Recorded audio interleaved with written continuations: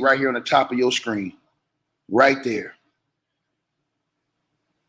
It says Sean R. Perez, ESQ, Nevada bar number 10421. Law offices of Sean R. Perez. It gives the address, telephone number, Vegas, Nevada. Email, or not email, but I think, email. Yeah. And also, it says Ariel Mitchell. You guys remember the lawyer, Ariel Mitchell Kid, who was on the news. We seen Ariel Mitchell on News Nation, on many outlets. ESQ, Pro Hack Vise. It seems like she has applied for this lawsuit. It says the law office of Ariel Mitchell, PA. So it looks like it's two legal offices that have teamed up. 500 and Northwest 2nd Avenue, 12864, Miami, Florida. You guys see the address. Y'all see the email. Attorneys for the plaintiff. So these are the two attorneys for the plaintiff. You guys, these are some of the most damning allegations I've been looking at, man, and you guys are not going to believe it, man. Again, I have to say that these people are all innocent. I want to repeat that on my channel. They are all innocent. Unless proven guilty in any other situation. I want to repeat that from the beginning because these allegations is fitting to tear up the whole YouTube streets. I'm telling y'all this right now. It's fitting to tear up the whole mainstream media. It's fitting to tear up everything. Shit. Ashley Parham. Uh-huh. A girl by the name of Ashley Parham, as y'all see on y'all screen. And two Jane Does. No, excuse me. A Jane Doe and a John Doe have now sued, as you guys see, in an amended complaint, Sean Combs, a.k.a. P. Diddy, Puff Daddy, Love, Puffy, and Diddy. Christina Coram, we've heard her name a few times come up. Sean Pierce, Ruben Valdez, John Pelletier, Odell Beckham Jr., Drew Disboards, a.k.a. Druski, Jacqueline Wright, a.k.a. Jaguar Wright, Helena Harris Scott, Matthias Gonzalez, Brandy Cunningham, Janice Combs, Keith Lux, a.k.a. Big Homie .cc, and John and Jane Does 1 through 10 are all the defendants who are being sued. They're named here all in this new lawsuit that just dropped just now and amended, where it names other names outside of Diddy. I can't believe what I'm reading, man. Introduction. This case involves RICO Enterprise for the purposes of sexual assault, battery, R-word, sexual abuse, false imprisonment, kidnapping for the personal and financial benefit to the enterprise participants. Number 2, Diddy, defendant Diddy, has been sued by countless individuals for crimes similar to the ones enumerated in this complaint. Number 3, defendant Diddy is currently a federal inmate awaiting criminal trial for crimes similar to the ones enumerated in this complaint. Number 4, defendant KK is an employee of defendant Diddy, often referred to by defendant Diddy as his right-hand woman. Number 5, Diddy's predatory behavior was constant and was well known by several individuals, including defendant Diddy's employees, staff, friends, family, and associates. In fact, defendant Diddy's sons are being sued for engaging in the same type of deviant behavior as their father. Wow. As pled in a Los Angeles Superior Court filing.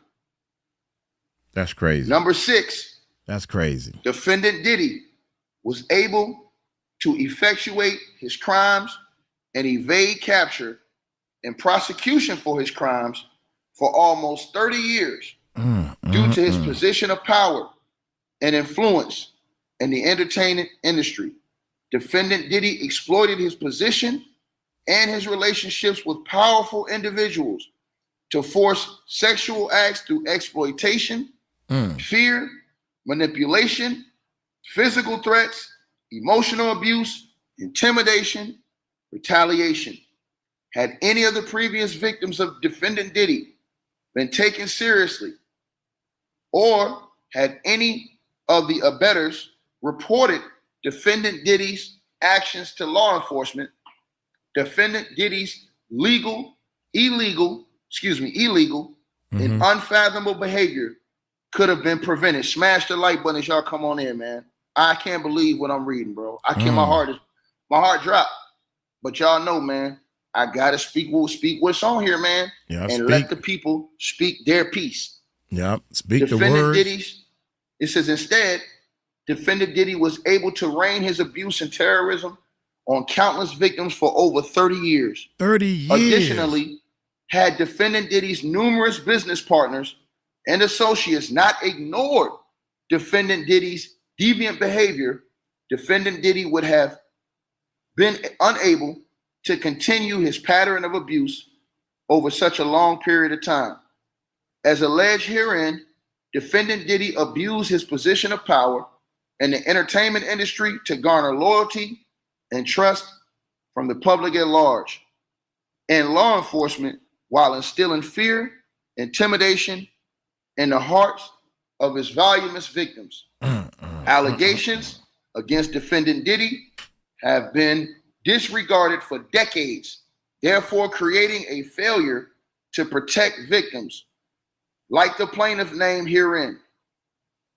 Number 10, unlike most victims, Defendant Diddy, who were employees, sex workers, or individuals seeking out defendant to help launch their careers, plaintiff Parham does not fall into any of those categories. Plaintiff Parham met Defendant Diddy due to happenstance and still ended up being brutally victimized in a similar manner as described by others who have preceded her filing and others who will surely will follow, including Plaintiff Doe's herein. Number 11, plaintiffs John and Jane Doe met with Defendant Diddy through their connections in the music industry, as plaintiff John Doe was a previous plaintiff against Michael Jackson for sexual assault as a when he said for sexual assault as a blank, MINOR. And it gets worse, you guys, the allegations in this lawsuit. Number 12, due to defendant's agreement to participate in a corrupt enterprise, plaintiffs and countless other victims have been immeasurably and permanently harmed. Also, plaintiffs allege, and again, I hope this ain't real, bro. I hope and pray, man. Man, listen, bro. I'm hoping and praying that this is not real right here, bro. I'm hoping and praying this is not real. But I got to keep going, man. Plaintiffs and countless other victims have been immeasurably and permanently harmed.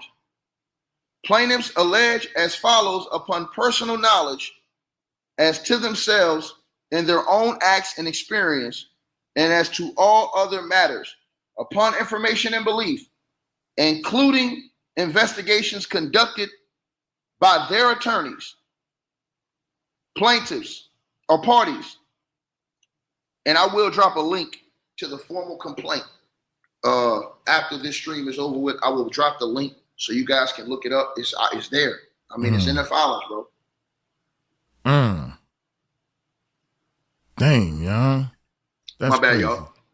I had to get some juice. Mm-hmm. You said, when did this drop? Mm-hmm. Oh. About an hour and a half ago. Come on now. It says, plaintiff Ashley Parham, parties. Plaintiff Ashley Parham is an individual who resides and is domiciled in California. Number 14, plaintiff John Doe is an individual who's domiciled in Nevada and resides in another state purposely to protect his safety and identity. Number 15, plaintiff Jane Doe is an individual who's domiciled in Nevada and resides in another state purposely to protect her safety and identity. Number 16, defendant Sean Diddy Combs is an individual who resides in and is domiciled in California. Defendant also owns a residence in Florida. However, defendant Diddy is currently an inmate at MDC in Brooklyn, New York. I wonder why they got Number that picture 17, up there. Why they got pictures? defendant Christina Coram is an individual, upon information and belief, resides in and is domiciled in either California or North Carolina. Number 18, defendant Shane Pierce, who is an individual who resides in and is domiciled in California. Number 16, defendant Ruba Lira Valdez is an individual who resides in and is domiciled in California. Look at Number this 20, picture. defendant John Lawrence Pelletier is an individual who resides in and is domiciled in Nevada or Hawaii. Number 21, defendant Odell Beckham Jr. is an individual who resides in and is domiciled in Florida, previously referred to as John Doe and the plaintiff Parham's original complaint. Meaning, you guys, they're unmasking the John Does in these lawsuits and the Jane Does that they're claiming that they've been suing now. They're naming the names. So people are saying they previously had these people's identities concealed. And now they're unsealing these people's identities now, as far as a lot of these lawsuits. Number 22, defendant Drew Desbordes, defendant known as Druski, is an individual who, upon information and belief, resides in and is domiciled in either Maryland or Georgia, previously referred to as John Doe and plaintiff Parham's original complaint. Number 23, man. Defendant Jacqueline Wright, defendant Jaguar, is an individual who, upon information and belief, resides in and is domiciled in California or Nevada. Number 24, defendant Helena Harris Scott, known as Helena, is an individual who, upon information and belief, resides in and is domiciled in California. Defendant Matthias Gonzalez. Defendant Gonzalez is an individual who, upon information and belief, resides in and is domiciled in Nevada. Number 26, defendant Brandy Clolinger Cunningham. Defendant Brandy is an individual who, upon information and belief, resides in and is domiciled in Arkansas, previously referred to as Jane Doe and plaintiff Parham's original complaint. Defendant Janice Combs. Defendant Janice is an individual who resides in and is domiciled in Florida. Number 28, defendant Keith Lux, defendant known as Big Homie .cc, is an individual who, upon information and belief, resides and is domiciled in Nevada. Man, I gotta apologize. When they said Odell, I thought they was talking about well, y'all know, Jaguar Wrights. Man, Odell Beckham is a football star or something like that. Yeah, you know, I ain't into football like that, man. Yeah, he played with the Cleveland Browns and all that type of stuff. So let's keep going, man. Man, my bad. I'm just want to clear that up that I already got that part straight. Yeah. Number 29. 29. Defendant John and Jane Doe's 1 through 10. Mm-hmm. It's still a whole lot of other people they say they have not named, is what this lawsuit is saying, are individuals who, upon information and belief, reside in, are domiciled in various states, but mainly California. Okay. Let's keep going. Jurisdiction, venue, timeless in California's Sexual Abuse Cover-Up Accountability Act. I'm going to skip through this part because I'm going to get to where the accusations against these people, man. Yeah, there you go. It says number 34, this action is timely under the Federal Racketeering, Influence, and Corrupt Organization RICO Act. 18 U.S.C. 1961 as the Diddy sexual abuse and the cover-up enterprise fraudulently concealed the ongoing sexual and deceitful activities, torts, and conspiracy taking place within the Diddy sexual abuse and cover-up and enterprise. Oh, shit. Here we go. Oh, shit. This action is also timely under California's Sexual Abuse and Cover-Up Accountability Act, California Sexual Abuse and Cover-Up Accountability Act, AB 2777, amended California Civil Procedure Section 340.16, extending the statute of limitations upon revival windows for adult survivors of sexual assault and related claims, and acknowledging that a 2-year statute of limitations simply does not provide sexual assault survivors adequate time to heal from physical and emotional trauma of sexual assault and prepare for a civil case. Now, let's get right to the funk. Yeah. So y'all have heard who they're saying the plaintiffs are. Now let's get to this. It says defendants, fraudulent concealment through active attempts to cover up caused the ongoing trauma of the plaintiffs to suffer. Plaintiff Parham had repressed her experience until recently when defendant Diddy was accused by his ex-girlfriend, former employee Cassie Ventura, and others regarding their experiences with defendant Diddy. Assessing the civil justice system allows victims, survivors, an opportunity to seek accountability for the years of suffering caused by the abuse they experienced and a chance to take back the power they lost as a result of the sexual assault. Plaintiffs John and Jane Doe have been paralyzed in fear, have had to change their names, and frequently move from their residences for fear of being re-kidnapped, R-worded, abused, and assaulted by defendants herein. Plaintiff Doe's hereby invoke, basically what they're saying is they're going under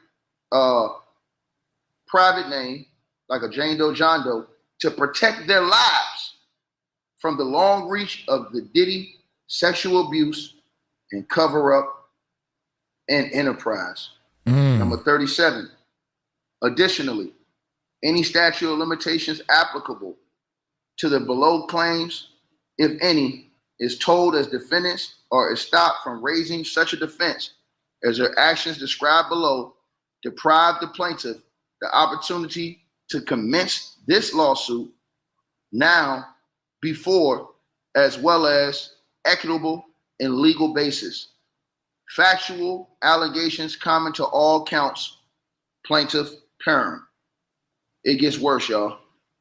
Y'all smash the like button as y'all come on in, share and subscribe, man. Yeah, hit that Again, like, I repeat hit them this, thumbs people up, in here, baby. man, all the people that I'm about to name in this lawsuit, Hit them innocent, thumbs up, that's baby. proven guilty, man. My heart broke when I read this paperwork, man. My heart broke, man. But y'all know I got to read it, man.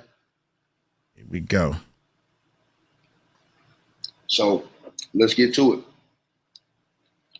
Number 38. Plaintiff met defendant Shane in February 2018 after an altercation with another man at a bar, and defendant Shane came to the plaintiff's rescue. Number 39. While outside the bar with friends and other patrons, defendant Shane FaceTime video called defendant Diddy and was showing people defendant Diddy in the video on his phone, attempting to impress the people with his famous friend. Defendant Shane then showed plaintiff defendant Diddy on his video call, which the plaintiff ignored, stating she was not impressed by him, knowing defendant Diddy because she believes defendant Diddy has something to do with the murder of the rapper Tupac Shakur. Now, y'all remember this now. There was a woman. That woman had came out, made a lawsuit. If I'm not mistaken, I believe this is the same woman who claims that Diddy all-worded her and violated her with a remote control. If I'm not mistaken, I believe this is the same person we're going to see right now. Number 41, visible in the FaceTime call was defendant Diddy and some of his children, including his sons, Christian and Quincy. It appeared from the plaintiff's perspective that defendant Diddy was having a quote-unquote get-together at his home during the time of the FaceTime call with defendant Shane. Number 42, defendant Diddy heard the plaintiff's statement and made a remark that the plaintiff would pay for her statement regarding Tupac and overall dismissal of defendant Diddy. Number 43, on March the 23rd, 2018, defendant Shane invited the plaintiff over to his home to assist him with his cancer medications because he stated he was weak and unable to open his medications. Number 44, what a lie. Upon the plaintiff's arrival, defendant Shane informed the plaintiff that he wanted to give her a ride in his new car. Plaintiff and defendant Shane left his residence for a brief period and then returned. Number 45, once they returned, defendant Shane left the door to his apartment partially open and stated that the door was ajar because there was an issue with the door where it couldn't close completely. Number 46, defendant Shane was renting an apartment on the lower floor of a home in Orinda, California. Number 47, defendant Shane had a separate entrance into his residence that led to the backyard of the home. The home also had a main entrance on Loma Vista Drive. Number 48, defendant Shane rented the home from a woman who lived in the upstairs portion of the home and had 2 dogs who resided with her.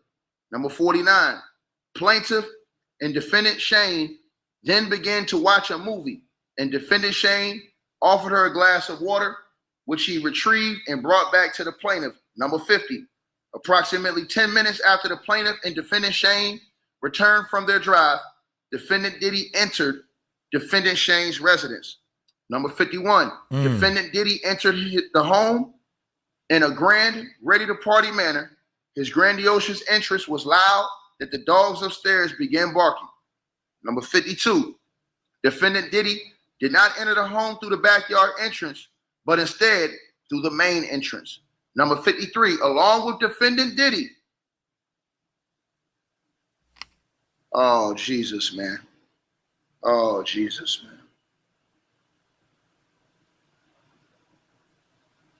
Oh, Jesus. Along with defendant Diddy were his bodyguards, defendant Big Homie .cc, defendant KK, defendant Brandy, defendant Doe number 2, who upon information and belief is a friend of defendant Shane and Diddy, and defendant Diddy's driver, Doe 3, who remained outside and in his vehicle during the duration of the plaintiff's assault. Number 54, Wow. plaintiff believes defendant Shane invited her over to set her up to be assaulted by defendant Diddy because of the statement she made about defendant Diddy a month prior. Number 55, upon defendant Diddy's arrival, he immediately began to antagonize the plaintiff, stating she thought she would never see him in person, pay for her statements about Tupac during the video call that defendant Diddy caught the plaintiff. Plaintiff was in shock, as she never believed that she would ever see or meet defendant Diddy in real life, let alone in a small apartment rented by defendant Shane. Hold on, y'all. Big homie Hey, CC now. Up, man. Shut it up. Now, I don't know. I'm thinking that this lady or these ladies or whoever's complaining probably seen Big Homie CC on YouTube a lot and say that's him. And he probably looked like other big dudes who are bodyguards. I don't know, man. So I'm hoping that Big Homie CC had an alibi. That's crazy. Man. Go ahead, goddamn Parker, man. Get that noise out, dog. He on the phone. Get that noise out. I'm eating my... Hey, Killer, you sit down too. Sit.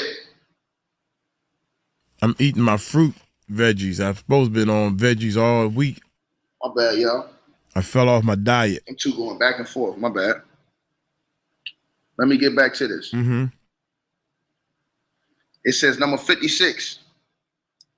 Plaintiff was in shock as she never believed that she would ever see or meet defendant Diddy in real life, y'all, let alone in a small apartment rented by defendant Shane. Number 57. Defendant Diddy then began advancing towards where the plaintiff was sitting on defendant Shane's bed with a knife and held it to the right side of the plaintiff's face and threatened to give her a Glasgow smile in retaliation for previous statements on a video call. 58.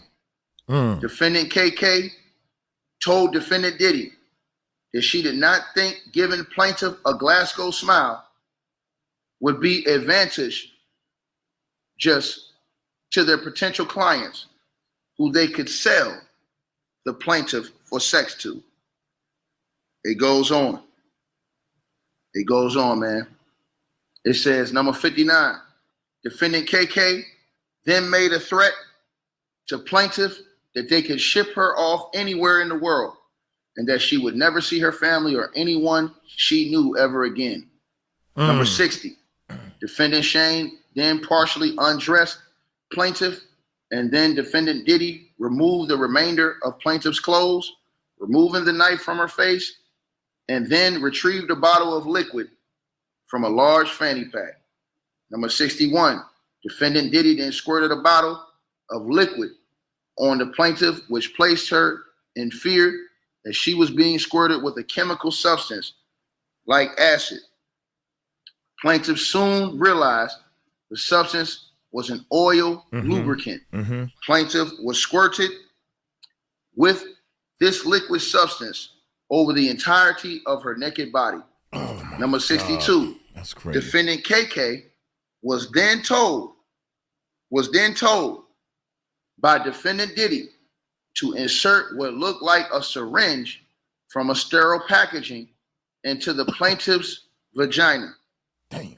Number Same 63, thing. defendant KK did as told while assisted by defendant Brandy, and then told defendant Diddy they were unable to use the IUD because it had prematurely, been released from its packaging.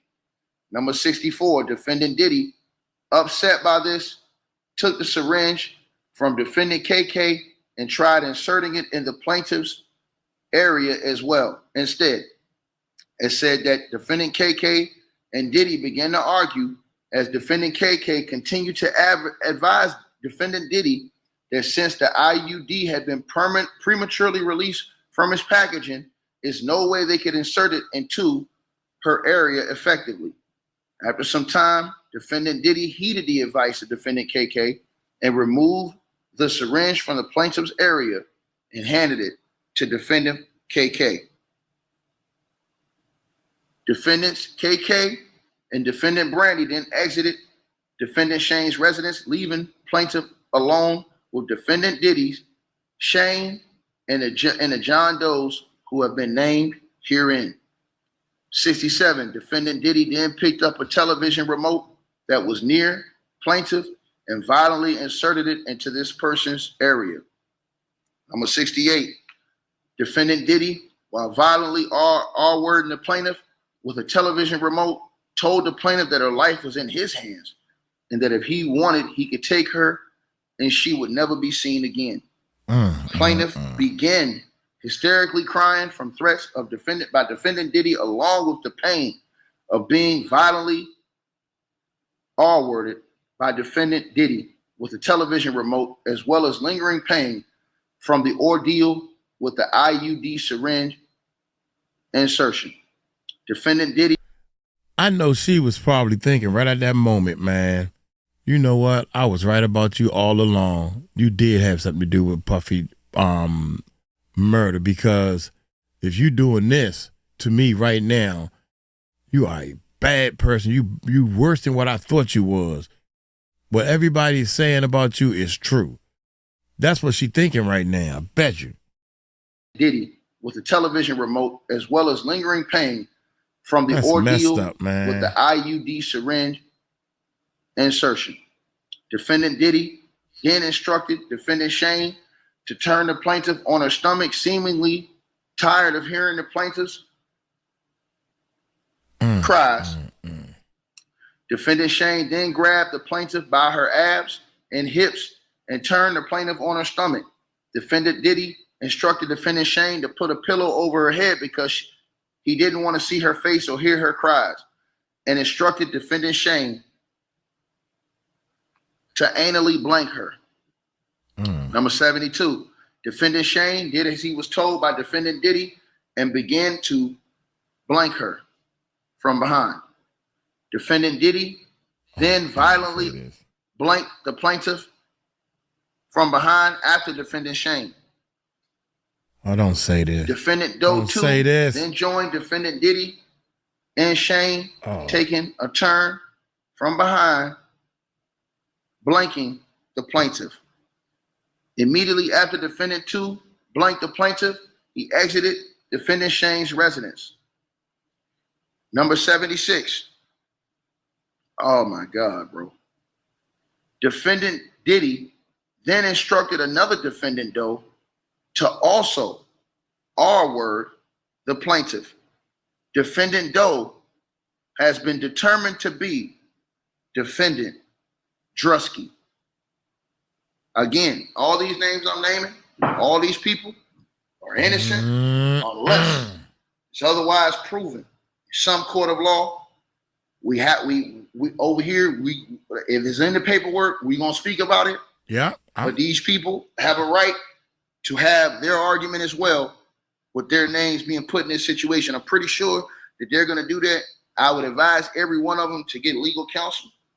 You understand? Because these allegations that's in this thing is serious, and it's gonna get worse as this thing goes along. And so, as I said before, man, you gotta offer that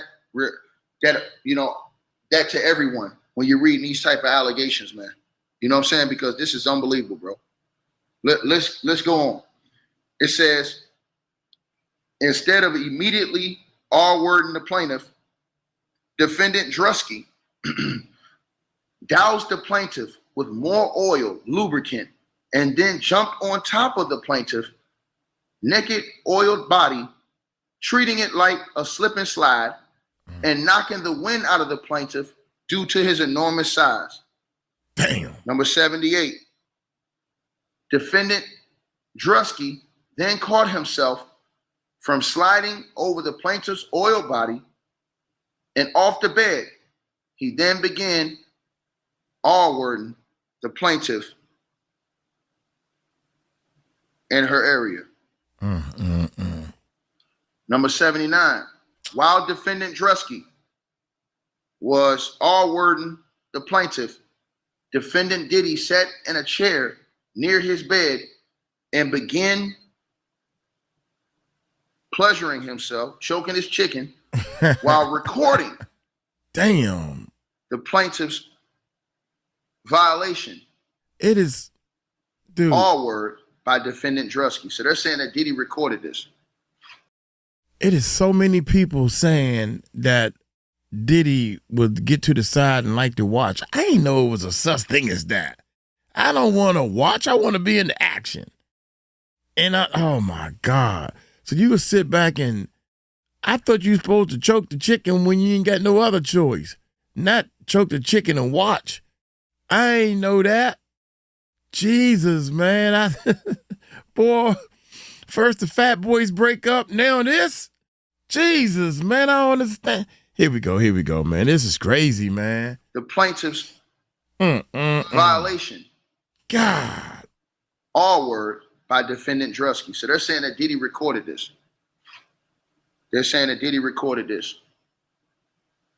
Another party's phone fell on the bed near the plaintiff. The plaintiff then attempted to grab the phone, but it slipped out her hands and on the floor due to the oil and lubricant that had been doused all over her person by defendants Diddy and Druski. It says defendant Diddy had been laughing at the plaintiff's attempt to grab the phone. Throughout this violent GR, defendant Diddy made constant belittling remarks to the plaintiff, including that he owned her now. I should say Druski, my bad. I don't know how to pronounce his name. Druski, my bad. Druski, okay, my bad. At some point during this ordeal, plaintiffs remembered defendants referring to another defendant, Doe, as Cornelius, and remembered the name because it was so odd and unique. Plaintiff has come to discover that defendant Doe Cornelius, who R-worded her, is defendant Odell. Again, I have to say, these people who are being named are innocent unless otherwise proved guilty in some court of law, man. But it's in the paperwork, and this is the reason why we are speaking on it, because it's in this paperwork right here, man. Number 84, plaintiff's body was becoming more and more limp over the course of the violent R-word until she eventually had no control over her body, nor could she move her body. Number 85, when defendant Druski finished R-wording the plaintiff, defendant KK entered the room to examine the condition of the plaintiff, who was barely able to move or control her bodily functions. Defendant KK examined the plaintiff to see if she needed assistance and was about to give plaintiff IV fluid. The plaintiff cannot be certain if she did or did not receive such intervention. Defendant KK then opened a different bag, different than the one Diddy removed from the oil from, where the plaintiff observed several medicine bottles, IV fluid bags, and other identifiable powder-like substances. Defendant KK then removed a pill from one of the medicine bottles and gave it to defendant Diddy. Number 87. Defendant Diddy then inserted the pill into the plaintiff's mouth and down her throat, where the plaintiff had no choice but to ingest the unknown pill. Number 88, defendant Diddy, Shane, KK, Odell, and Druski then exited the residence to the backyard where they all smoked marijuana and cigarettes. Number 89, the plaintiff remained in almost lifeless state in defendant Shane's bedroom until she finally regained her bodily functions. Number 90, plaintiff then began looking for her clothes and her purse that contained her car keys and cell phone, but could not discover them in the room or anywhere in the apartment. Plaintiff was only able to find a t-shirt on the floor, which she put on to cover her naked body. The plaintiff also observed a black condom wrapper on the floor of the bedroom, which she assumed was used by one of the defendants, most likely Diddy, during the R word. Plaintiff then found a knife with the assistance of those plaintiffs and headed to the backyard where defendants were smoking, as that was the only way to exit the premises onto the street.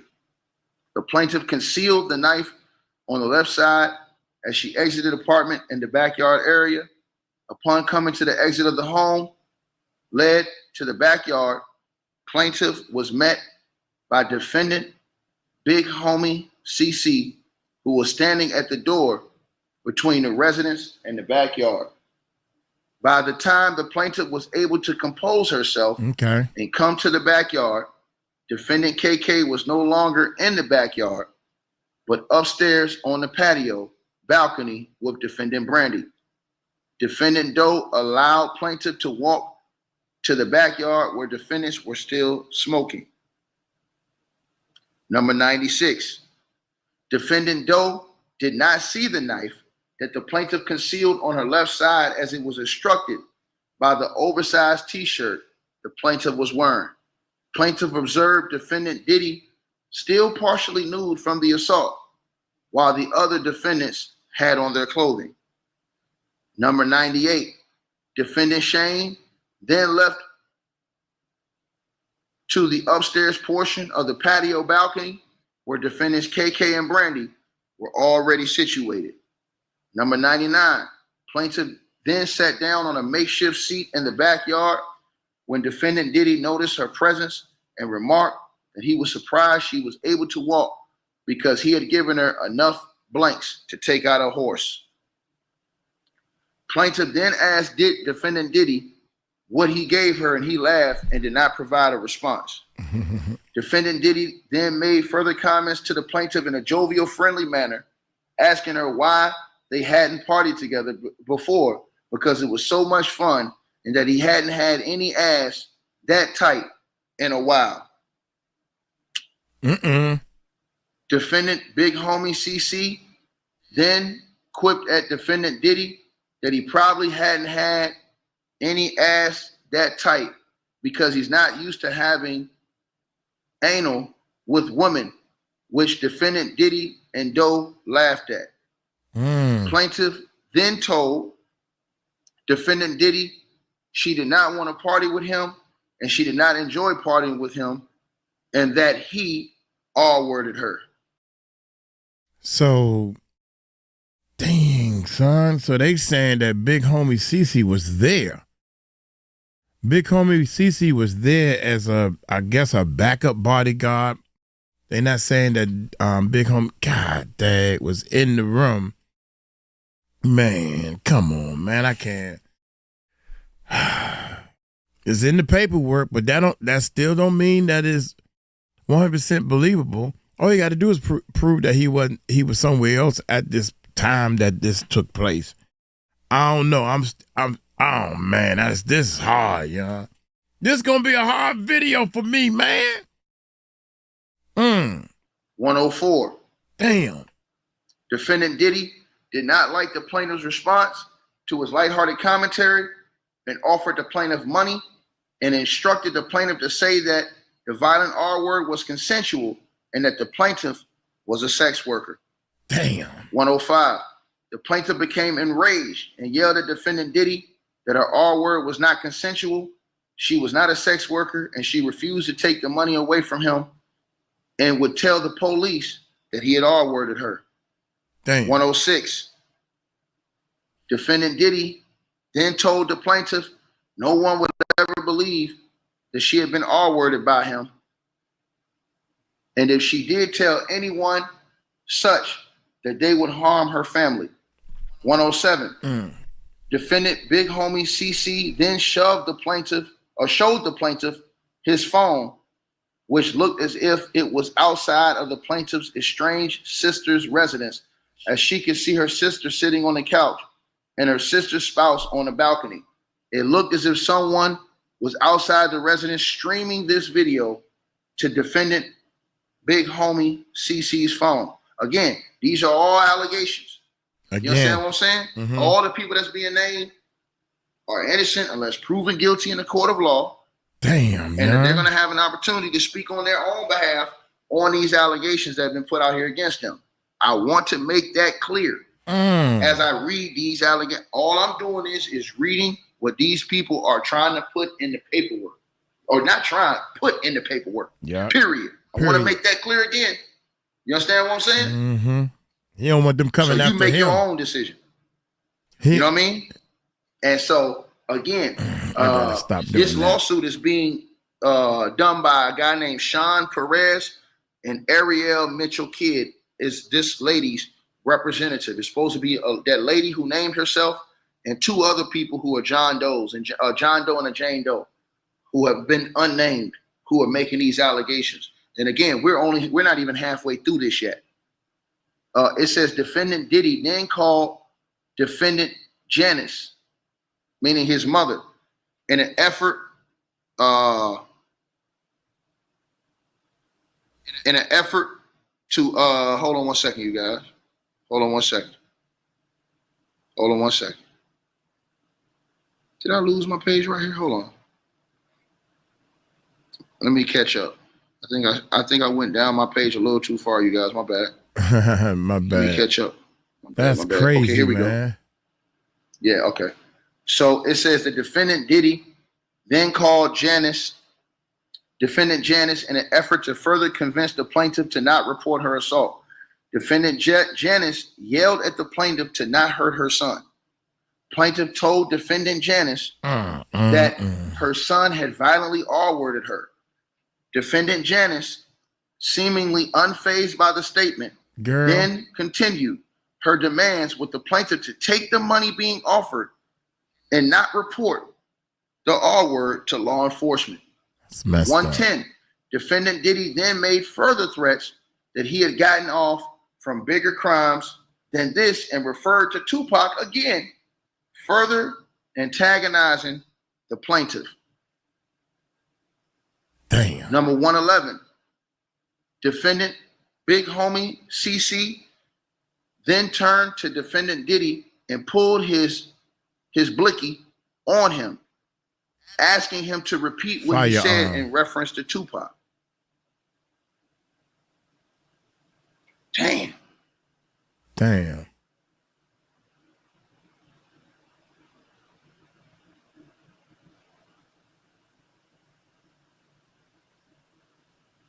Y'all know me. I like Big Homie. Me too, man. They said Big Homie pulled she's accused. She say Big Homie pulled the blicky on Diddy. Read that again right there. It says defendant Big Homie CC then turned to defendant Diddy and pulled his blicky on him and asked him to repeat what he said in reference to Tupac. As the two of them were exchanging words, the plaintiff went behind defendant Big Homie CC, where he seemingly began to protect this woman. Okay. Yay, Big Homie CC. 113. It said defendant Big Homie CC then advanced to defendant Diddy, questioning him over the comments he made about Tupac Shakur. It goes on. During this, hold on, y'all. Damn, doing this. You. What's up, Bob? Okay. Hey, hold on. Hold on, y'all. I got Big Homie on live right now. Hey, I'm on live, dog. Yeah, bro. Motherfuckers sending me your line, bro. Like, I don't know where you got that paperwork from, bro, but that shit is some bullshit. Bro, listen. Hey, I'm gonna send you the. Hit me with your email. Oh shit. I'm gonna send you I'm just gonna send you the link. Send me the link. This girl don't admit this complaint and try to name you guys in this, man. I'm finna send my email. If you want me to come on that stream, you gotta send a couple hundred. I'll come on there. All right, just send me your email. I'm gonna forward you the information, dog. All right, bet. All right, homie. Damn. He said, man, people sending me your information. That's what I'm talking about. That's what I'm talking about. So big homie CC said, wait a minute, man, this is some bull. Yeah, man. I'm telling y'all, man, to do positive work, there's gonna be some evil people to try to. Big homie said he ain't going for this. To try to push you down, man. Hold on, let me hold on 1 second, you guys. We ain't going nowhere. Yeah, that's crazy, man. Because I'm sitting here like, damn, what big homie CC said. All you got to do is say he wasn't there. All you got to do is prove that he was somewhere else while all this was happening. So it's easy for somebody to file a complaint, right? Come on, y'all. Y'all got to think, man. Use your heads. Anybody can file a complaint. I think I got it right here. And 1 second, I'm letting y'all know that lawyer lady. Let me see if I can send it right here. Is losing more and more credibility with me, man. I can't believe that she get ready to get into another lawsuit that was some bull. Hold on, y'all. Let me see if this is it. So big homie CC to me is a real shooter. All right. He didn't have to come on it, man. Dude, everybody send me links to your live stream, dog, saying that, dude, I don't know what kind of paperwork you get. All right. So let's get back to this, right? But he lost a little bit of brownie points when he said, shoot me a couple of hundred and I'll come on there. Nah, forget the money. I need to come on there and clear my name. I don't want you to send me no money. And my man is like, big ticket. Big ticket, like, nigga, I'm just going to send you the link, dog. I ain't got no beef with you, but I don't need you to, I'm doing my show. I don't need you on my show. I ain't sending you no 100. In fact, you send me 100 to get on my show to protect yourself. My guy, this ain't about no money. You want to get on the show, protect yourself? Come on. Other than that, I'm sending you the link. God dang. Boy, they made it about money quick, fast, in a hurry, didn't they? Hold on. Here we go, man. He's still saying hold on. All right, so let's keep going. Yeah. All right. Talk to me. Where you at? 15? So 115? Now, it says during this commotion, 114. A neighbor directly across the street came outside and peered in the backyard and asked what the commotion was all about. It says the defendant, big homie CC, then pointed the blicky at the neighbor and instructed him to mind his business and return to his residence. It goes on to say defendant big homie CC then turned the blicky back on Diddy. Damn. The plaintiff, not far behind big homie, tried to grab defendant big homie CC's hand that had the blicky. It went off and hit a hill behind defendant Shane's residence. I'm glad nobody got shot. Damn. Defendant Diddy then ran up the back stone stairs near the hill in the backyard towards where defendants KK, Shane, and Brandy were. Plaintiff charged towards defendant Diddy, moving the concealed knife from her hand to her right hand in pursuit of defendant Diddy. Plaintiff then pushed defendant Diddy from behind while on the stone stairs outside, causing him to fall with his back to the plaintiff. Plaintiff then raised the knife in a rage from the events that just transpired and with the intent of driving it into Diddy's back when he turned around and began pleading for his life. 119, plaintiff shocked now to see defendant Diddy acting as a victim, had a moment of clarity, and then turned and ran down the outdoor stone staircase back out to the backyard to escape. Defendant Diddy then chased the plaintiff down the stairs and attempted to push her, but she was already at the bottom of the stairs and gained her footing and welded the knife at defendant Diddy, grazing his abdomen. Hearing the commotion, defendants KK and Brandy emerged, and defendant KK then began administering first aid to defendant Diddy for the injuries caused by the plaintiff. Plaintiff tried to make a quick dash for the exit, but was thwarted by another defendant, Doe. After a period of time, the plaintiff was able to abscond from defendant Doe due to the first aid commotion with defendant Diddy and was able to run down the street.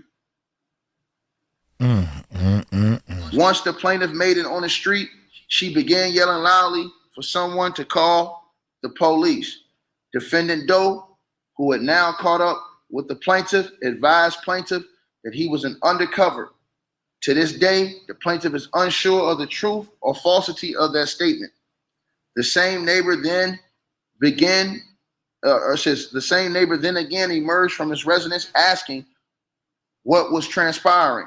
Just as plaintiff was attempting to answer, shots began firing in the plaintiff's direction. What? The plaintiff fled to the car where the neighbor was also taking cover and lost sight of defendant Doe.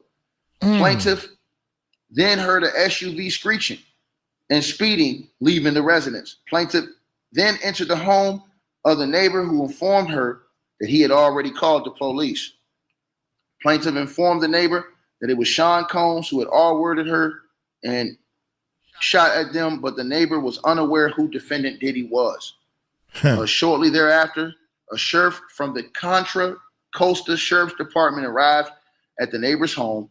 Plaintiff identified the person who arrived at the neighbor's home posing as a Contra Costa sheriff was defendant Pelletier.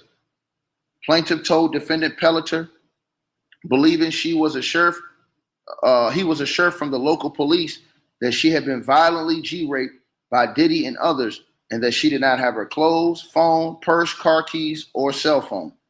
Defendant Pelletier, falsely posing as a Contra Costa sheriff, told the plaintiff and the neighbor that they had received several noise complaints prior to the neighbor's call and instructed the plaintiff to find a way to get home.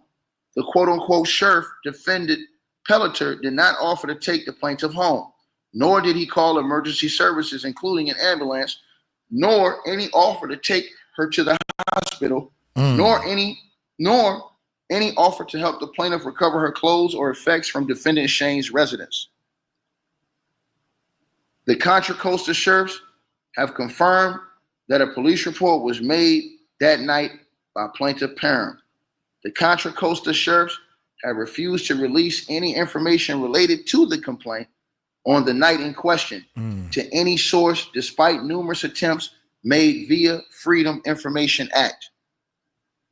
Plaintiff observed defendant Pelletier hand something to the neighbor, what looked to be an envelope, at the door as defendant Pelletier exited. The neighbor went to a nearby room and quickly returned empty-handed. Plaintiff believes the envelope contained cash. The neighbor offered to let plaintiff sleep on his couch until she could figure out a way to get her possessions and get home. But plaintiff declined. Uneasy and unsure about the exchange with police, and the neighbor and police only remained at the neighbor's residence for a short period of time once defendant Pelletier, posing as the Contra Costa law enforcement, left. Plaintiff then went back to defendant Shane's residence, where she found the door open and her clothes were readily accessible in his residence. Defendant Shane then emerged as if nothing had transpired and offered the plaintiff to stay at the residence while she slept it off. Plaintiff asked for her purse and her keys, but defendant Shane told her she couldn't leave in her condition, and the plaintiff, in a catatonic and in a state of shock and disbelief of the events that transpired, stayed at his home while he left the home. Later that morning, defendant Shane returned to the residence, woke her up, and finally gave her back her purse, cell phone, and keys, and the plaintiff left his residence. In a daze, the plaintiff returned home and tried to make sense out of what happened. On March 26, 2018, the plaintiff contacted her primary care doctor and asked for a blank in a STD test in fear of possibly having contracted a disease from her violent R word. Wow. The plaintiff tried to continue her life as she felt she wouldn't be believed, as plaintiff had already told her what she believed to be the Contra Costa Sheriff's Department. Sheriff's defendant Diddy R-worded her, but to no avail. Further, the plaintiff was under the impression if she did continue to say defendant Diddy's name in relation to her assault, she would not be believed and her family would be in danger. Damn. It says, seemingly mere days, X-ray, maybe even the day after or before plaintiff's vicious R-word, defendant Shane had miraculously begun driving a new car. Plaintiff believes this was a payment by Diddy for setting up the plaintiff to be R-word. It says plaintiff went to the hospital, where the hospital conducted several tests on the plaintiff, including an R-word kit, ultrasound, and X-rays. It says additionally, plaintiff was given IV fluids to stabilize her vitals as she was in severe weakened state from being unable to eat and losing substantial amount of weight since the R-word occurred.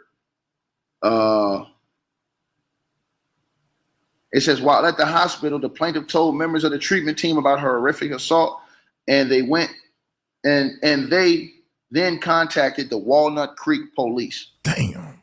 The Walnut Creek police showed up to the plaintiff's hospital room and took a statement regarding her assault. Plaintiff only told the Walnut Creek police about the assault from defendant Shane and Doe.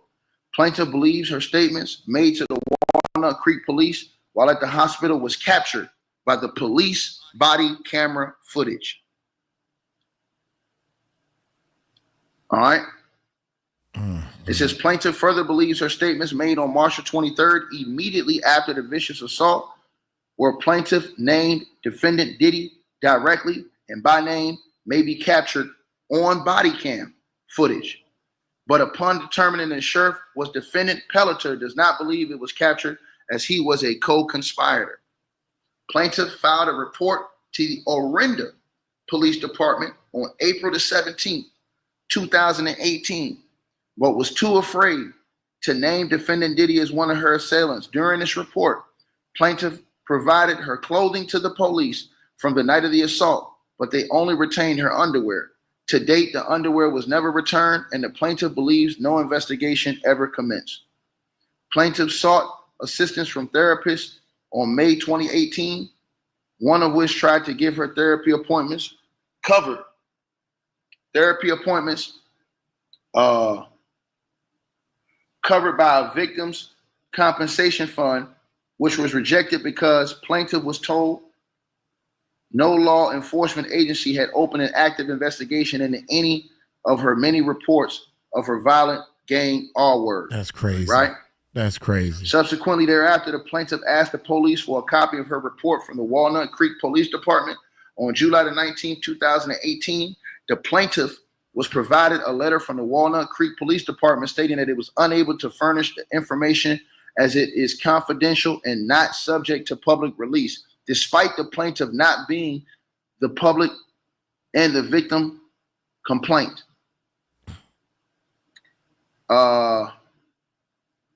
Okay, now let's scroll down. I want to skip through some of this, you guys, because I want to get to the other parts where it's saying, you know, now it says the plaintiffs John and Jane Doe. So it's saying the other people that's making the allegations in this lawsuit, right? It says plaintiff John and Jane Doe are a mother and a son. So they're saying that the other people that's suing them is somebody's mom and somebody's son. Now, again, y'all got to make this, you know what I'm saying? You got to, like I said before, you got to make your own decision on what you want to believe. You know what I mean? It says, hold on, let me see. It says, the plaintiffs were taken to the Los Angeles residence by defendant Pelletier as they walked to their vehicle. Defendant Pelletier put a gun to plaintiff John Doe's back and instructed him to get into a black SUV. Regarding regarding extraditing plaintiffs for warrants to California. Plaintiffs did not have any warrants nor convictions. Plaintiff demanded to be shown the warrants, and the defendant Pelletier refused and threatened to shoot the plaintiffs if they further protest. In the back of the black SUV was defendant Valdez. Defendant known to plaintiffs at this time. Defendant was dressed in dark clothes and instructed the plaintiffs not to look at him. The plaintiffs were transported to what they believed to be defendant Pelletier's residence at Blank Bay, St. Las Vegas. Right? Let's keep going on, man.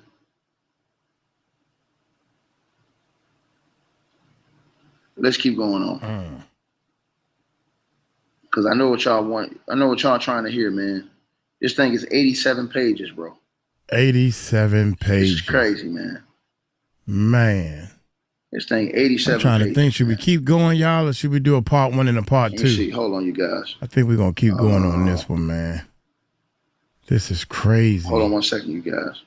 Wait, man. Hold on.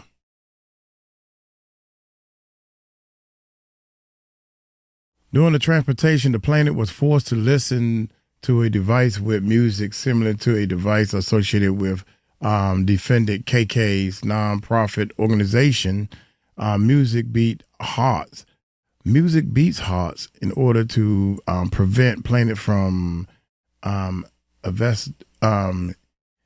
basically eavesdropping on the defendant. Okay, I just want to see some of the stuff that he's kind of skipping. Let me scroll down.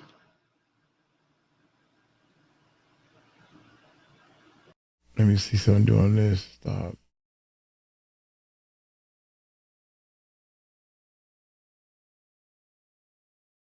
During this stop is when complainant noticed that KK was part of the convoy. Okay. I mean, he skipped too much to understand that, because KK was one of the ones in there that actually was holding it down and trying to give us some type of IV and stuff like that. So I might have skipped too much to make reference to that. Scroll down. Once inside the hotel room. Okay, they talking about, okay. I think he's scrolling too far, but that's just my opinion. Man, it's talking all kind of crazy allegations in this thing, man. It's saying these people were, it said defendants Valdez and Gonzalez instructed the plaintiff to sign paperwork at gunpoint. When the plaintiffs refused, defendant Gonzalez would pistol whip plaintiffs on the back of their heads. Damn. Man. Damn. Oh, man. Here we go, y'all. So now this is where, and again, I'm going to say this again. You guys, y'all have to, because I'm just saying this. You guys have to make your own determinations on how y'all feel about this. But this is in what this person is putting in their paperwork. So this is one part of the story. So we got to see how this thing plays out. But we're going to say it because that's what we do. We got to keep it 100. Damn. You know what I'm saying? And this is not me saying this. Let me say this again. I want to put this out here to the public.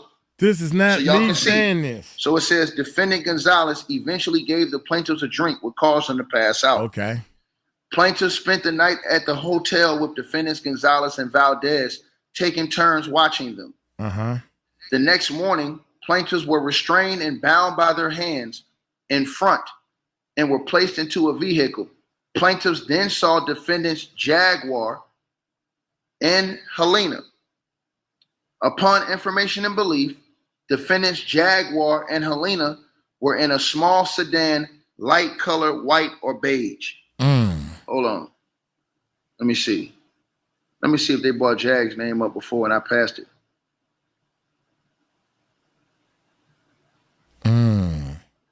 No, I don't think they brought a name up. Okay, they just now mentioning it right there. Okay. So now they try to put Jaguar in this thing. Damn. Let me get back to where I was, you guys. Damn. There it goes right there. So it says, upon information and belief, defendants Jaguar and Helena were in a small sedan, light color, white or beige. It says that the plaintiffs were then transported to the location of the plaintiff Parham's brutal assault. I don't believe it. On Loma Vista Drive by defendants Jaguar and Helena. I don't believe it. Defendant Helena was the driver. Defendant Jaguar was the passenger. I don't believe it. Defendant Helena warned the plaintiffs that they tried to escape a run, that she would have to shoot you. Defendant Helena also warned the plaintiffs not to throw up her vehicle, saying, "You better not throw up in my car or get sick." Defendant Helena mentioned having 2 partners as backup who were bounty hunters. Plaintiffs were familiar with defendant Helena as she had filed a lawsuit against superstar singer Michael Jackson in 2005 and filed a creditor's claim against Jackson's estate upon his untimely demise in 2009. Plaintiffs were familiar with defendant Helena from her previous Michael Jackson lawsuits and had previously met with defendant in her home in West Hollywood to determine the credibility of her claims and if they were similar in nature to plaintiffs. That's crazy. Since plaintiffs had reported defendant Helena multiple times to the LA and OC FBI field offices for her role in the crime syndicate with defendants Pelletier, Valdez, and other individuals. It says plaintiffs attempted to make conversation with defendant Helena in which she admitted she was the same person who plaintiffs had met with previously. Defendant Jaguar, aggravated, stated, "You let them know who you are?" ? That's really great. Plaintiffs noticed that the defendants had large brown bags and manila envelopes full of cash that was banded. It appeared they were separating the large sums of cash to distribute as they were placing cash into manila envelopes. Defendant Jaguar discussed with defendant Helena how the parties started the first Black-owned network. Upon information and belief, plaintiffs believe the network to be Revolt TV. Defendant Jaguar and defendant Helena discussed the other co-conspirators but referred to them by their names as Natasha, defendant KK, Pedro, defendant Gonzalez, Lyra, defendant Valdez, Cornelius, defendant Odell, and Larry, shortened for Lawrence, defendant Pelletier. When defendant Jaguar and Cornelius, when defendant Jaguar said Cornelius, it upset defendant Helena, who said that defendants Odell and Druski were her clients, and nothing better happened to them. And plaintiffs better not say anything about them, or she would have the plaintiffs unalived. It says defendant Jaguar told the plaintiffs they were being taken to meet John. Plaintiffs now know she was referring to defendant Diddy. It says when defendants arrived with the plaintiffs at the Loma Vista location, it appeared as they were waiting and coordinating others to arrive. A large sedan arrived and the plaintiffs were placed in the back with defendant Valdez. Defendant Pelletier was driving. It goes on to say that the plaintiffs then arrived in a short driveway or curb. The plaintiffs looking for an intersection street sign at the location found blank, a dead-end street off of Loma Vista Drive. Plaintiff John Doe repeated the name of the street to himself so he remembered and was unable to whisper into Jane Doe's ear to remember the intersecting street name blank. Plaintiff believed that this was the home that they would be unalived in and tried to devise a plan for escape. It says the plaintiffs were brought into the house, into a kitchen where they were watched by defendant Gonzalez. The plaintiffs repeated their pleas to defendant Gonzalez to be released and for mercy, when she replied, "There's nothing he can do." Plaintiffs could hear other people inside the home and tried to listen to understand what was happening, and which included a woman's scream. Eventually, the plaintiffs were led deeper into the home where they were encountered more individuals, including defendant Diddy. 227. It said that the plaintiffs observed several individuals gathered around a bed while defendants Gonzalez and Valdez stood outer guard. Plaintiffs observed defendants Jaguar and Helena enter the residence. Defendant Jaguar told the plaintiffs, "He wants something you have. If I were you, I'd figure out what it is really fast." The he defendant was referring to is believed to be defendant Diddy. It says shortly after, defendant Druski appeared wearing a vest and shorts and engaged in conversation with plaintiffs. Plaintiffs tried to appeal the defendant by talking about the music industry, and the defendant instructed the plaintiffs that they should cooperate. It said the plaintiffs described what they observed during the assault of Plaintiff Parham after this interaction with defendant Druski. It says plaintiffs observed Plaintiff Parham having an IUD forcefully placed in her kitty by defendants KK with the assistance of defendant Brandy. Plaintiffs heard defendant KK make a remark about how plaintiff Jane Doe would not need an IUD because of her age. It says, while hearing Plaintiff Parham scream in agony during the forced IUD insertion, plaintiff Jane Doe yelled, "Stop hurting her." Plaintiffs observed defendant Shane place a pillow over Plaintiff Parham's face, suffocating her, and plaintiff Jane Doe yelled for them to stop or she would die. Plaintiff Jane Doe believes Plaintiff Parham did lose consciousness because she became limp and unresponsive. It says that defendant Diddy instructed defendant Valdez to shut her up, and defendant Valdez hit plaintiff Jane Doe with the handle of his firearm. Plaintiff John Doe witnessed Plaintiff Parham being assaulted by the remote, and when he tried to say something to the plaintiff, was told to shut up or they would get the remote put in him next. Plaintiff John Doe believes he heard defendant Jaguar make remarks, "Put that remote in her. She gonna learn today," and telling the plaintiff Parham that she was going to make it worse. Plaintiffs believe the remote assault was to punish Plaintiff Parham for the IUD failure. It goes on.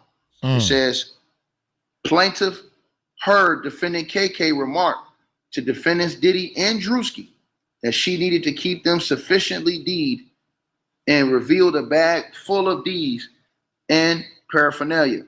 Defendant KK appeared to be distributing doses to the defendants, asking them about their weights to administer the proper amount. At some point, plaintiff John Doe was taken to the bathroom. While in the bathroom, he believed there may have been other tenants and began to bang on the walls, hoping that someone would hear him. But the only person who heard him was defendants Valdez and Gonzalez, who was outside keeping watch. Upon plaintiff John Doe's return, he saw defendant Odell.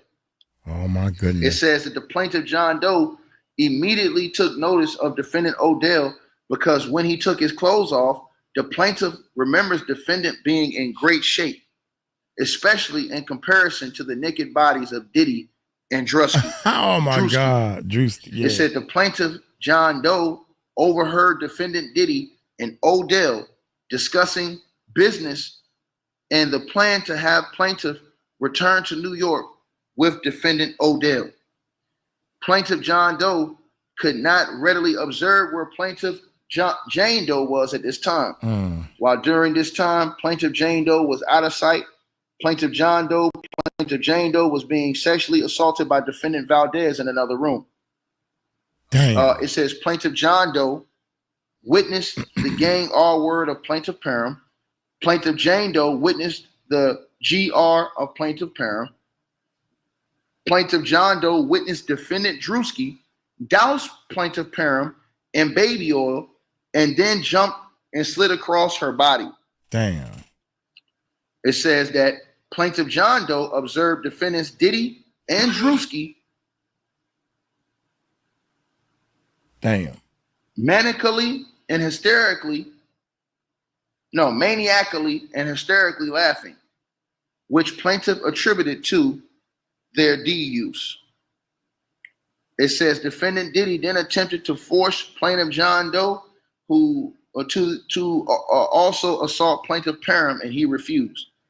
It says the defendant Diddy instructed defendant co-conspirators to throw plaintiff John Doe into the wall several times in order to get him to comply with his demand to R-word plaintiff Parham, which he would not comply. Defendant Diddy instructed defendant co-conspirators to yank, grab, and pull at the plaintiff John Doe's beefcake violently in an effort to punish him for not participating in the GR word of plaintiff Parham. Plaintiff John Doe remembers. Man, this is so crazy, man. This sounds like a daggone movie script. It sounds like, I mean, that's what it sounds so crazy that people wouldn't believe it, man. But it's too many. It's too many fingers pointing at this crazy dude. Here we go, man. Again, I gotta say this, man. Man, listen, bro.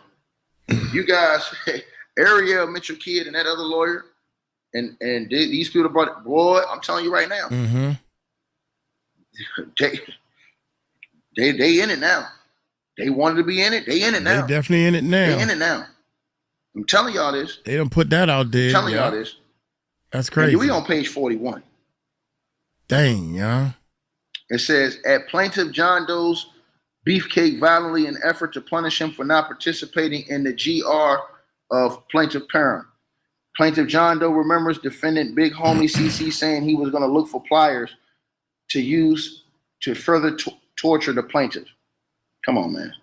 It says plaintiff John Doe believes defendant Diddy wanted the plaintiff to R-word plaintiff Parham so they could frame him in the event plaintiff Parham reported her assault. Are you serious? God. It says in an effort to get DNA from plaintiff John Doe to place on plaintiff Parham, defendant Diddy had one of the defendant co-conspirators orally copulate plaintiff John Doe to get milk from him, right? But it failed. And when I say milk, y'all know what type of milk I'm saying. It said plaintiff Jane Doe observed defendant KK return to the room to check on plaintiff Parham and providing her an IV for telling her to breathe deeply. Plaintiff John Doe watched plaintiff Parham lose consciousness. At some point, plaintiff Jane Doe returns after defendants Diddy, Shane, Druski, and Odell, KK, and others to leave the home and retire to either the backyard or the upstairs patio. Plaintiffs were left alone and unattended with an unconscious plaintiff Parham. Man, this is, man, like I said before, man. Bro, this is crazy, man. It goes on to talk about Diddy's sons right here. It says, plaintiffs observed others outside believed to be defendant Diddy's sons, Christian and Quincy. Plaintiffs observed them from roughhousing and practicing layup basketball moves. It said plaintiffs heard defendant Diddy tell his sons to watch the gate and make sure no one left. It said a plaintiff observed defendant Gonzalez outside the front door, where the front door was barricaded by yellow crime scene like tape. The door lock was unusual because it was facing backwards, needing the key to exit. Let's just keep scrolling through this, bro. I'm on page 42, man. This is crazy. Why do they keep talking about Michael Jackson in this lawsuit? It said the plaintiff believed the documents were related to creditor claims plaintiff had against Michael Jackson's estate. That's crazy. I don't understand any of that. I'm trying to figure that part out too. Why they keep bringing Michael Jackson up? Who they gonna bring up? It says during the interactions, party hears a shot, which causes everyone to run towards the backyard where the shot came from. It said plaintiff John Doe, who was left alone and unattended, was able to reach the stairs where he saw plaintiff Parham with the knife looking as if she was about to stab defendant Diddy, and he yelled out, "Do it, stab him." But he saw plaintiff Parham hesitate. It says that plaintiff John Doe observed defendant Diddy push plaintiff Parham down the bottom of the stairs and plaintiff John Doe believes he assisted her up. Plaintiffs were briefly then reunited, and plaintiff John Doe and plaintiff Jane Doe now was their opportunity to escape. It says, following plaintiff Parham, plaintiffs ran out the back gate onto the street and in the opposite direction of plaintiff Parham. Plaintiff arrived at the house next door to the residence and banged on the door and yelled for help. The wife came out and said that she and her husband couldn't help. Plaintiffs found an exchange bizarre and could not understand why they would not want help or call 911. Man, this thing is crazy, man. It just keeps going on, bro. Keeps going on. Hold on, you guys. Damn, this shit talking about Jag again. Damn. Here it go. It says 290. I'm gonna go right to 290 or 289. It says that defendant Gonzalez placed the plaintiffs in another vehicle, which was hard to see due to the darkness. It says that what does it say? It says that plaintiff John Doe pleaded with defendant. It says that defendant. It says plaintiff Jane Doe pleaded with defendant Gonzalez to let them go and that she would not tell. In a last-ditch effort, plaintiff told defendant she overheard defendants Jaguar and Helena say they were not going to pay him and that there was not enough money for him. Unbeknownst to the plaintiffs, defendant Jaguar and Helena were in a nearby vehicle. Defendant Gonzalez exited the vehicle and went to the vehicle with defendant Jaguar and Helena and confronted them about what plaintiff Jane Doe had said. Defendant Gonzalez returned to the vehicle where plaintiffs were being held, seemingly confirming what plaintiff Jane Doe said because plaintiffs heard him use the Spanish term mayate, which is often used as a slur towards black folks.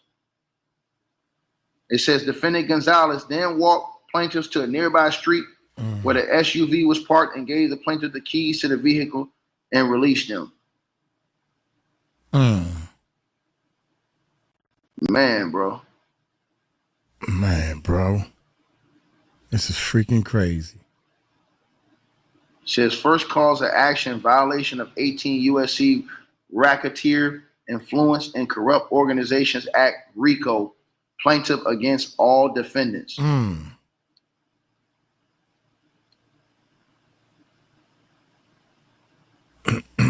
They trying to write this shit up like this shit is a they trying to write this up like this is a some type of indictment. That's what it seems like they trying to put this on these people. Again, as I told you guys, and I'm looking at this thing right now, bro, listen, I'm gonna tell y'all something, man. It's one thing when you have allegations, another thing you gotta prove it. Yeah, you gotta prove it. You know what I'm saying? You gotta prove it. And so I truly believe that all the people that have been included in this, you know, they should all have a chance to give their side of the story.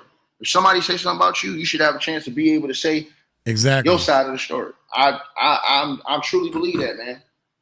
Because to see all of this now, you know. This is crazy, man. Let me keep going. Hold on, you guys. All right. They're trying to put this together like this is like you can see that they're putting all types of different like code words and stuff in this lawsuit. They're writing this thing up like this is some type of indictment.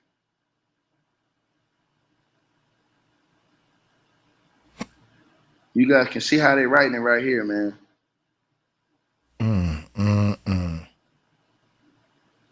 They're calling racketeering activity and stuff. They're trying to say all of these things. Again, we're on page 49 of 87, y'all.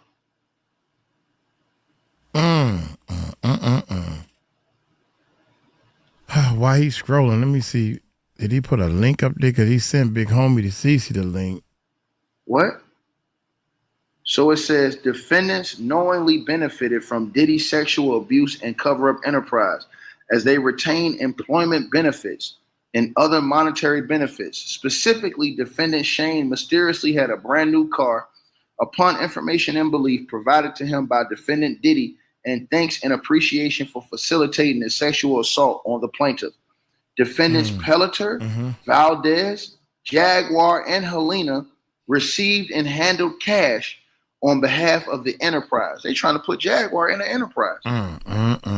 Defendants Odell and Druski received benefits related to their celebrity, specifically defendant Druski, who had a TV show on the Revolt TV network.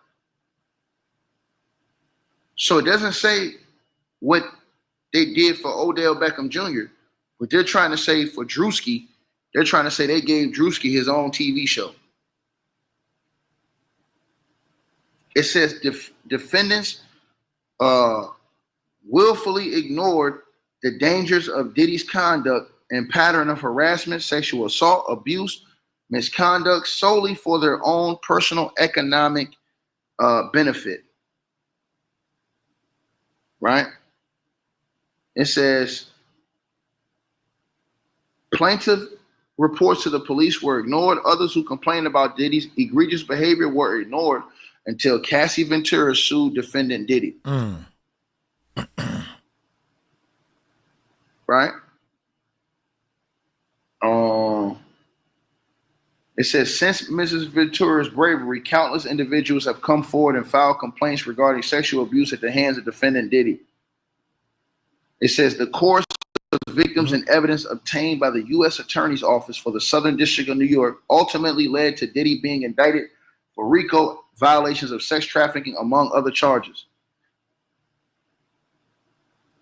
It says the Diddy sexual abuse and cover-up enterprise and its members protected defendant Diddy, therefore allowing defendant Diddy to continue with sordid and egregious sexual abuse practices, intimidated witnesses and victims from reporting defendant Diddy's crimes, and interfered with investigations concerning his abuse. They're trying to say that the show, and they put the show right here at the bottom, y'all. They're saying the name of the show is Sneaking In with Druski, announced by defendant Diddy in 2021. So this person is alleging that because they're saying that because Druski went along allegedly, they're alleging that Druski went along with this situation with Diddy, that Diddy gave him a TV show called Sneaking In with Druski, and it was announced by Diddy in 2021. Wow. That's what they're saying. And right here, you see that I outlined it at the bottom of page 51. Yeah. Right?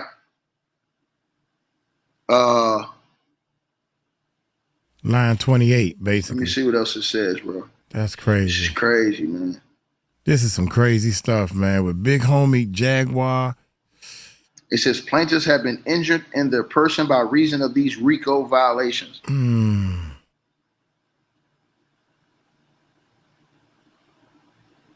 It says by reason and as a result of defendant's conduct and furtherance of the Diddy abuse enterprise and resulting RICO violations, the plaintiffs have been injured in their person as detailed above.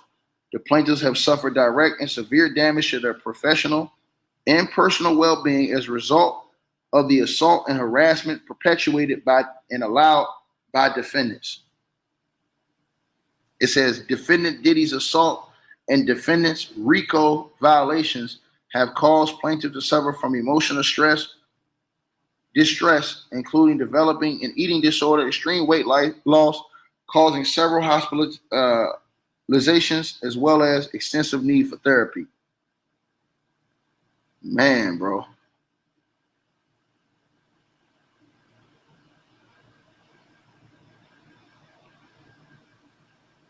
Man, this thing goes on. It's got 30 more pages to this thing. God, dog. The hell? It says second cause of action, violation of Racketeering Influence and Corrupt Organizations Act, RICO, Conspiracy 18, USC.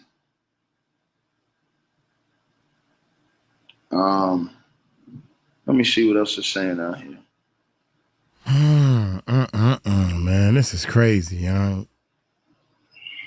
Hold on, you guys. I don't trust that. Third case of action, lawyer. Sexual battery. And this name's, damn. It says plaintiffs against defendants Diddy, Shane, Odell, Druski, and Valdez. I don't trust this female lawyer, man. Number 351 says defendants committed acts with the intent to cause a harmful or offensive contact with an intimate part of plaintiff. The sexually offensive and unwanted contact with the plaintiff directly resulted from defendants' said acts.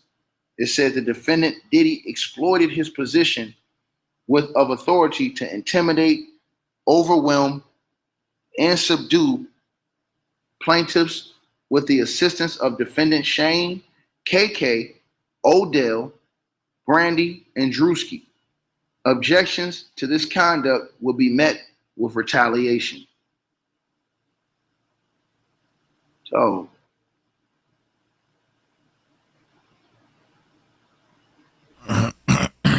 this is crazy, man. It says right here at 356, defendants Diddy, Shane, Odell, and Druski's battery on plaintiff caused physical injury, severe mental and emotional distress, pain and suffering, mental anguish, and loss of enjoyment of life. Damn, they putting that on Odell and on Druski too?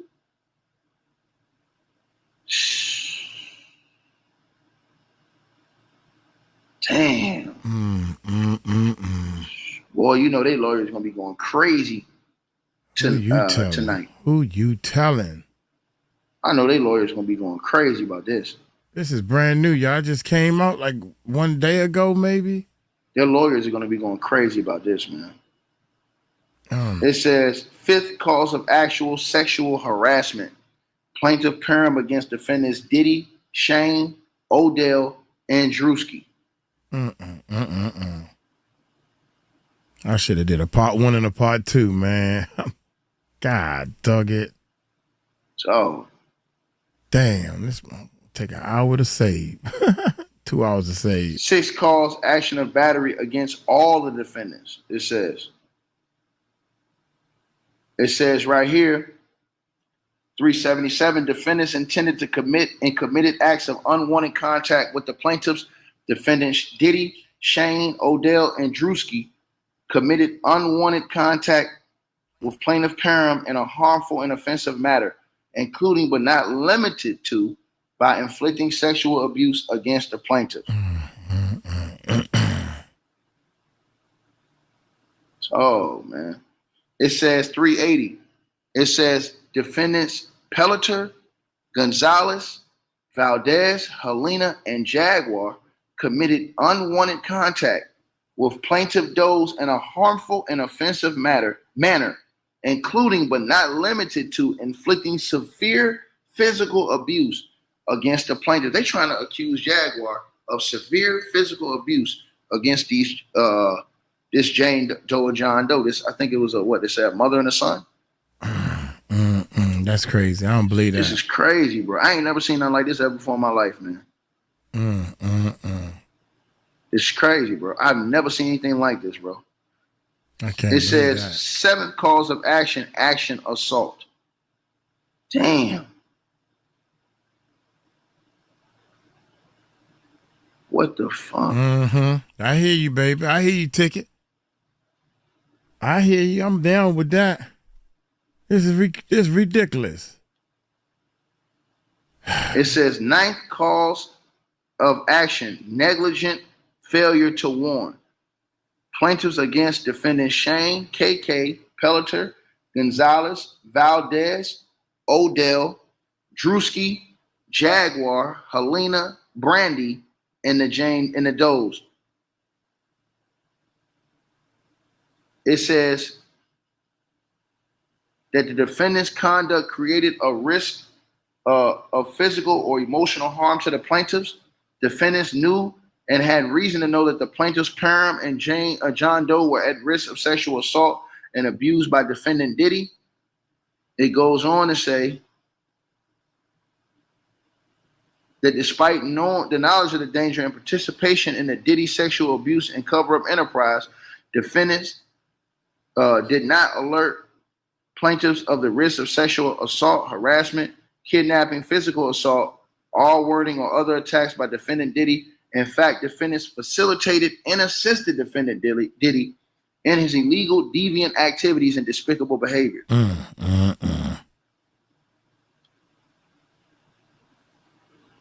This is crazy, bro. Man. We're only on page 63, y'all. 63. We got I gotta get through this 20. one. Yeah, this is crazy. That one is against Diddy. It talks about Druski and them again, Odell and them again. It says that defendant Diddy, 413 says defendant Diddy knew or should have known that defendants Odell and Druski had previously engaged and was continuing to engage in unlawful sexual conduct for his own personal sexual gratification. It says defendant Diddy knew or should have known that it was foreseeable that defendants Odell and Druski was engaging or would engage in illicit sexual activities with the plaintiff under the cloak of the authority, confidence and trust bestowed upon him through defendant Diddy. This is crazy.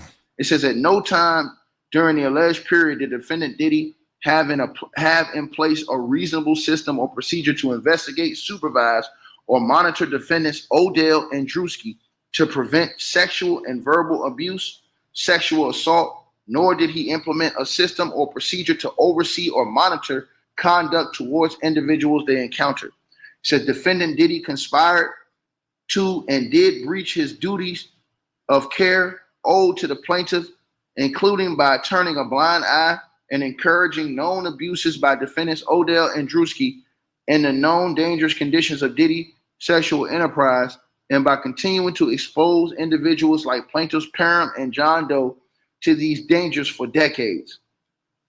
Even though defendant Diddy knew or should have known of these sexually illicit activities by himself and defendants Odell and Druski, he failed to use reasonable care in supervising defendants Odell and Druski and did nothing to reasonably investigate, supervise, or monitor defendants Odell and Druski to ensure the safety of the individuals they encountered. Defendant Diddy, negligence in supervising and or retaining defendants Odell and Druski was a substantial factor in causing harm to the plaintiff. This is crazy. I wonder where he. Man, bro. I wonder where this 11th comes action from. of cause, intentional infliction of emotional distress, and it goes against all of the defendants. Is what she's accusing this one of. Negligence, infliction of emotional distress against all the defendants she's accusing this of. 13th cause of action, unjust enrichment. Plaintiffs against defendants Shane, KK, Pelletier, Valdez, Brandy, Druski, Helena, Odell, Big Homie, CC, Jaguar, and Doze is what she's saying in that one. Unbelievable, man. It says defendants Pelletier, Valdez, KK, Brandy, Helena, Jaguar, and Doze received revenue in the form of cash payment for their involvement in the plaintiff Doze assault, battery, false imprisonment in his role in the Diddy sexual abuse and cover up enterprise. So they're trying to say the Jaguar, they're trying to say you involved in the enterprise. Damn. Is what this girl is accusing. And these other two Jane Does in this lawsuit. It's three people that's in this lawsuit that's suing. And they're alleging that Jaguar Wright received cash payments I don't believe for that. her involvement in the assault, battery, false imprisonment, and role of the Diddy sexual abuse and cover-up enterprises. That's what they're accusing. I don't believe that. These people that's in this lawsuit. Still don't believe it. Like I said, I advise all them people to get legal counsel. Man, fuck that. You ain't do it. Don't worry about it, Jaguar. But these type of allegations they trying to put on people, man, I'm trying to tell you, bro. It says action of aiding and abetting against all the defendants. Dang, young, this bring a whole different light to people. I'm trying to get through this, man. I'm tired as hell, man. It's at 451. It says, here plaintiffs were sexually assaulted by defendants Diddy, Shane, Odell, Druski, Valdez, and Doe at defendant Shane's residence. Plaintiff was legally on the premises as a guest and invitee of defendant Shane. Defendant Shane, through renting the premises, had dominion and control over the premises where the plaintiff was harmed. defendant Diddy had dominion and control over the actions of defendant Shane, Odell, Druski, Doe, and failed to step in and stop them from sexually assaulting plaintiff Perham. It says, as the owner of the property, defendant Shane had a duty to protect from the harm she suffered at the hands of defendants Diddy, Odell, Druski, Doe, and breached this duty when he failed to stop them from sexually assaulting a plaintiff Perham. In furtherance of this breach, defendant Shane encouraged defendant Diddy, Odell, Druski, and Doe to continue their assault on the plaintiff. Plaintiff has suffered immensely because defendant Shane's intentional breach to his duty. And they're just naming all these people, man. You guys, I'm about to tap out, man. I'm about to tap out, man. You ain't the only one, man. As hell, man. You did 2 hours on this thing, baby. Good job. They're trying to put these people in on the enterprise. They're trying to say that these people were involved in Diddy's enterprise. I'm pretty sure all these people are going to have something to say about these allegations. I'm pretty sure, man. They're including all these people and accusing all of them of sex trafficking, aiding, abetting, 16th cause of action, aiding, abetting, inducing a sex trafficking venture in violation of Trafficking Victims Protection Act. They're putting this in here too. And they're trying to put all these people in this, man. Y'all see this right here, bro. They're accusing all of these people in the enterprise, man. Like I said before, you know, they all innocent unless proven guilty in any court of law. And these are the allegations from one side. So you have not heard the other side. Yeah. In this situation, I'm pretty sure, you know, these other people will have something to say, but I advise them to get legal counsel before they say anything in this type of situation, man, because this person's naming all these people. These are big time people. Odell Beckham Jr. is a big time NFL superstar. Everybody knows Druski is an internet personality. You know what I'm saying? Big homie, he speak out against the foolishness. Facts. Jaguar, we already know she be around all the time, and she got a award and everything, man. You. So again, man, like I said, man, I don't know who put this out, man. It's all there. Y'all let me know what y'all think, man. I'm gonna tap out, man. I'm about to pass out right now. I'm so damn tired. You ain't the only one. I gotta take a break. Y'all in a little while, man. I gotta get some sleep, man. Yeah. Like, share, subscribe, man. Salute to everybody that tapped in. Appreciate all y'all, man. Y'all let me know what y'all think, man. You know what I'm saying? Again, man, you know, hey, man, bro, only God can save us, man. And I hope and pray that none of these allegations are true against none of these people, man. You know what I'm saying? You ain't the only one. Because it's real talk. It's people in there that I like. You know what I mean? Straight up. Yeah, you ain't the only one. I ain't gonna, y'all know I ain't gonna front though, man.